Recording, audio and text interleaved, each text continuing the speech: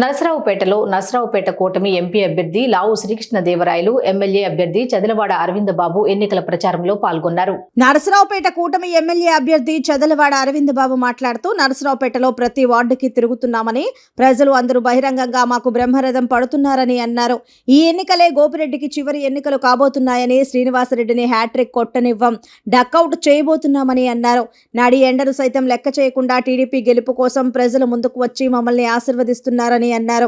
రాబోయే ఎన్నికల్లో చంద్రబాబుని గెలిపిస్తామంటున్నారని అన్నారు. నంబరు 1 ఎమ్మెల్యేగా ఆయన గెలిపించడానికి 1వ నెంబర్ బ్యాలెట్ పైన బటన్ నొక్కి సైకిల్ గుర్తుకు ఓటేయాలి. అలాగే ఎంపీగా మా బ్యాలెట్ నెంబరు 4 దాన్ని నొక్కి ఎంపీగా మమ్మల్ని ఆశీర్వదించాలని చెప్పి కోరుకుంటా ఉన్నాం.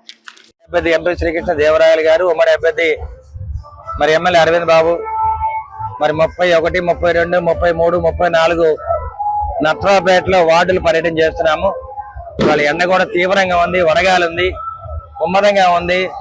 ఎండ 47 డిగ్రీల సెంటిగ్రేడ్ ఉన్నా కానీ మరి మా కార్యకర్తలు, నాయకులు, జనసేన పిల్లలు, మరి వేరే మహిళలు అందరూ కూడా ఎంతో చక్కగా ఈ కార్యక్రమాన్ని చేస్తున్నారు.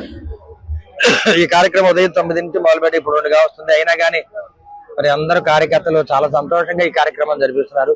ప్రతి గడపకి వెళ్తున్నాము. ఉమ్మడి మేనిఫెస్టోని గడపలో ప్రతి ఇంటికి తెలియజేస్తున్నాము. మరి అన్ని వర్గాల ప్రజలు బ్రహ్మరథం పడుతున్నారు.